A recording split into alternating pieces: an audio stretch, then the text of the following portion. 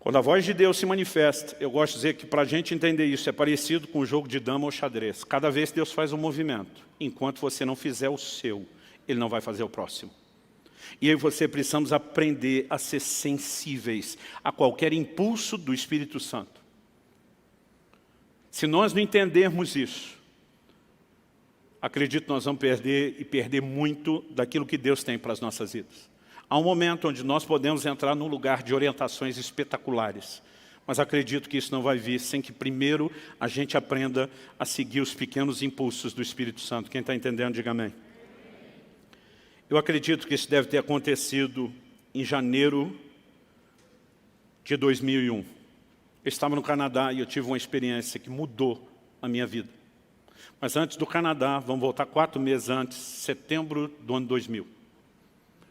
Eu me lembro de uma viagem que eu tinha que fazer.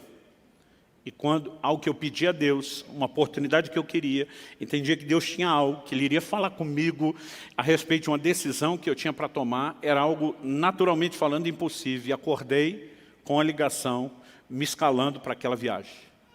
Mas a pessoa foi muito enfática, disse, tenha certeza que você está com seus documentos para não ter nenhum problema. Então a primeira coisa que eu fui fazer antes de me arrumar foi achar minha carteira. E eu revirei a casa, literalmente de alto a baixo, era um sobrado, e não achei. Fui buscar ajuda com os profissionais, acordei minha esposa, porque as mulheres têm um dom de fazer as coisas sumidas aparecer. Meu bem, onde é que está a tesoura? Na segunda gaveta da conta. Não está lá, ela abre, aparece a tesoura. Aí chamei e falei, meu amor, preciso de ajuda de gente especializada. Eu procurei a carteira na casa inteira, cômodo por cômodo, não achei.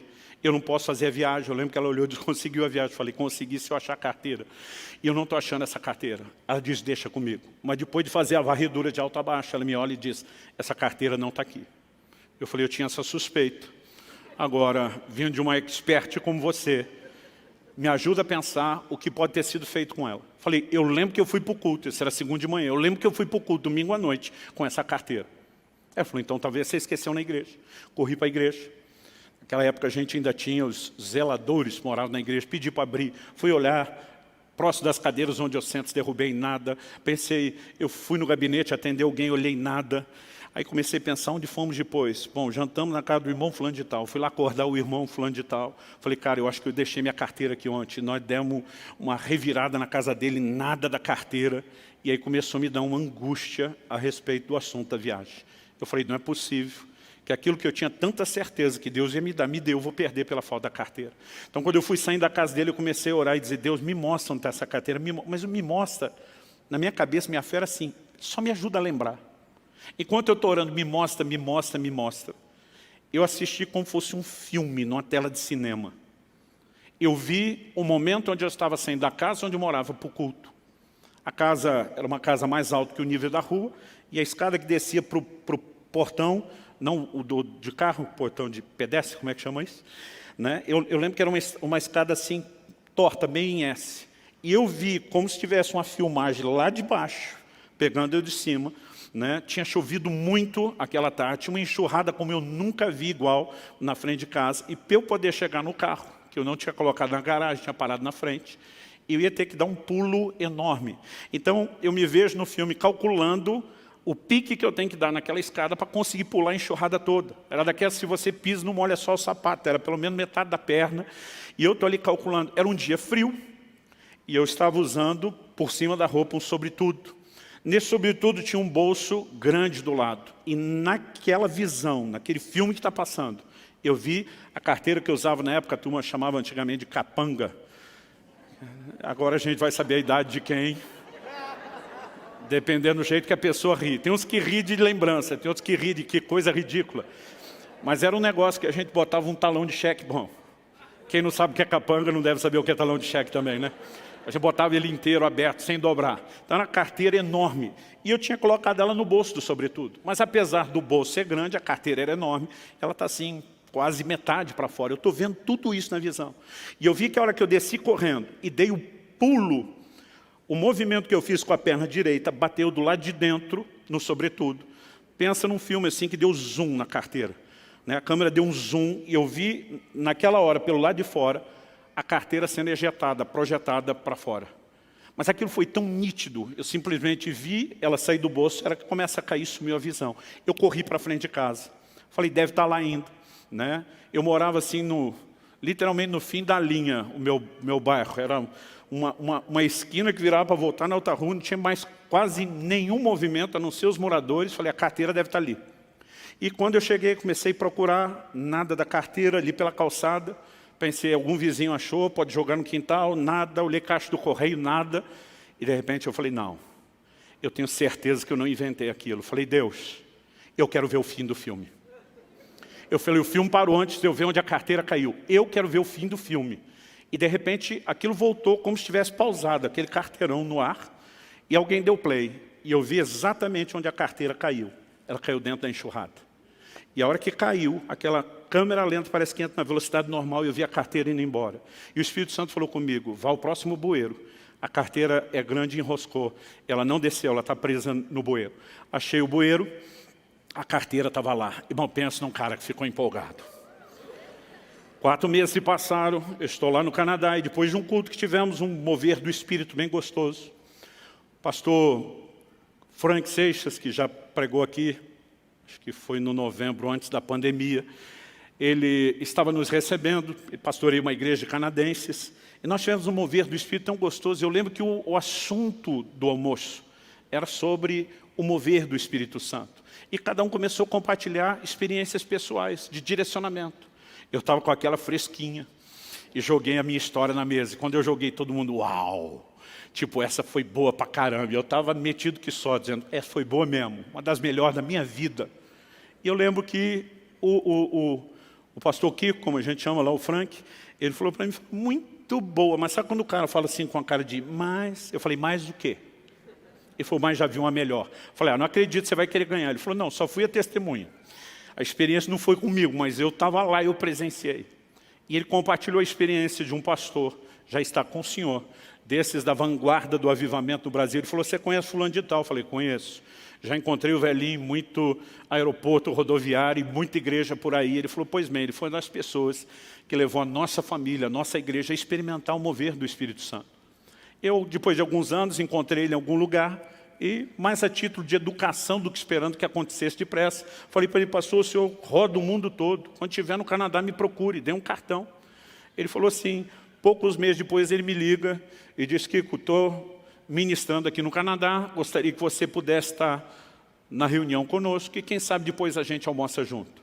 Ele falou, Luciano, se você conhecer o velhinho, sabe que ele é uma máquina de contar história e testemunho o tempo todo, pela forma como ele vivia em Deus. Ele falou, o almoço está estendendo, e de repente ele resolveu dispensar os irmãos que o tinham trazido de Toronto, a mais ou menos 1 hora de distância. Ele falou, que você pode me levar a Toronto depois para a gente ter mais tempo junto? Ele falou, posso, pastor. Já morei lá, só pego o endereço. Naquela época não tinha GPS, como nós temos hoje. Ele pegou o endereço e disse, por precaução, vou chegar 1 hora antes para ter tempo de procurar o endereço. Mas ele falou, Luciano, eu seguia todo o direcionamento que me deram, fazia pergunta. Quanto mais eu perguntava, mais perdido eu ficava. A gente não conseguia achar aquilo, o tempo foi passando. Eu falei, até que deu 6 horas, que era a hora do culto. Ele disse, quando deu 6 horas, o velhinho falou para mim, encosta o carro. Ele falou assim, eu já estava esperando uma bronca no estilo da velha guarda. Aliás, deixa eu aproveitar e dar uma palavra para os crentes mais novos, que são da geração mimimi. Gente, o negócio já foi mais duro do que vocês imaginam. Eu sou de uma época, quando criança, que diácono da igreja dava cascudo na cabeça da gente, as crianças, pegava a gente pela orelha para levar para o pai. Né? E eu não entendo hoje, quando alguém fica sentido, porque acha que alguém não sorriu para ele dentro da igreja. Eu digo, tu tinha que ter conhecido a época dos crentes raiz e não Nutella. Bom, hashtag fica a dica, talvez Deus esteja falando, talvez seja só eu, mas fica a dica. Ele falou, eu estava esperando uma bronca no estilo da velha guarda, mas o velhinho não falou nada comigo, ele só fez uma oração e disse, Deus, o Senhor me trouxe a esse lugar. O Senhor já me mostrou, inclusive, o que quer fazer naquele culto. O único que não me quer lá é o diabo. Então ele falou, eu não aceito a gente ficar perdido. Ele falou, nós usamos os nossos recursos e o tempo que a gente tinha. Ele falou, nós não temos mais tempo para perguntar e nem para tentar. Ele falou, Espírito Santo, estou recorrendo diretamente ao Senhor. O Senhor conhece essa cidade melhor do que o homem que construiu, que planejou. Nos dirige a esse lugar. E meu amigo falou, olha, eu até creio em direcionamento de Deus, mas acho que o velhinho está no nível de desespero, porque ele achou um absurdo aquilo. Mas o velhinho falou para ele, agora segue em frente, vira para cá, vira para lá. Ele falou, Luciano, nem se o caminho tivesse sinalizado. O velhinho mal sabia falar bom dia, boa tarde, boa noite em inglês. Ele falou, ele não saberia chegar. Mas nós dirigimos alguma coisa em 10, 15 minutos, foi rápido. Paramos na frente de um prédio, sem movimento, sem placa, sem nada. Ele disse, pode perguntar que é aqui. O Kiko me disse, Luciano, eu pensei que a chance era eu perguntar para alguém onde era o endereço. Ele falou, mas quando voltei para o carro, voltei com as pernas mole, né, porque nós estávamos em frente à igreja onde ele ia pregar. Depois eu descobri que o movimento era todo pelo fundo, portanto a turma acabou colocando a sinalização no fundo, né? Mas se tivesse um GPS, mandaria exatamente ali na frente. Aliás, foi nesse dia que eu resolvi atribuir a esse nível de direcionamento a palavra GPS, que é guiado pelo Espírito. Aí você tem que cortar o E e botar um S para dar certo, né? Quando ele contou essa experiência, gente, é sério, eu não sei explicar o que aconteceu, mas algo me pegou por dentro. Me deu um desespero de correr daquela mesa. Eu lembro que o almoço estava sendo na casa que eu estava hospedado, eu falei, gente, me dá licença. Eu só levantei, eu vazei, eu corri para o quarto. Onde eu estava hospedado, eu fechei aquela porta, eu dobrei meus joelhos, eu comecei a chorar, eu estava debaixo de um toque de Deus inexplicável. Eu comecei a dizer assim, ó, a experiência da carteira foi boa. Foi boa pra caramba, mas essa aí foi bem melhor. Eu falei para Deus, não é a competição com outros, mas comigo mesmo. Eu não quero ficar preso a um nível de mediocridade. Se existe esse nível de liderança do Espírito Santo, eu quero ter, eu quero experimentar. E era um desespero, irmão, uma vontade de arrancar os cabelos. Tem coisa que você não precisa se adiantar, o tempo te ajuda depois. E eu dizia, eu quero viver a liderança do Espírito Santo. E eu estou ali de joelho chorando, e eu nunca mais vou esquecer esse dia. O Espírito de Deus falou comigo, não foi só um testemunho interior. Eu não sei se a voz foi externa ou foi interna. Mas a voz falou, o que é fiel no pouco, será fiel sobre o muito. Mas o que é infiel no pouco, será infiel no muito. E eu lembro que eu parei, assustado, surpreso, impressionado com aquela voz. Falei, Deus, isso é verdade, é bíblico. Eu imagino que é o Senhor falando, mas eu não sei o que isso tem a ver com o que eu estou te pedindo. E a voz falou de novo, tem tudo a ver. Ele diz, enquanto vocês, ele falou, isso serve para você. Mas eu quero que você, estou te comissionando a ensinar isso à minha igreja, em todos os lugares por onde eu te levar, eu quero que você fale dessas coisas.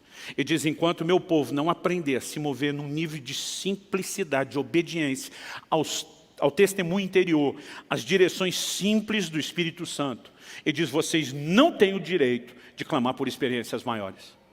Aquela voz me diz, quem está detendo o grande mover do meu espírito na terra não é o diabo, é a indiferença de vocês para a liderança do meu espírito.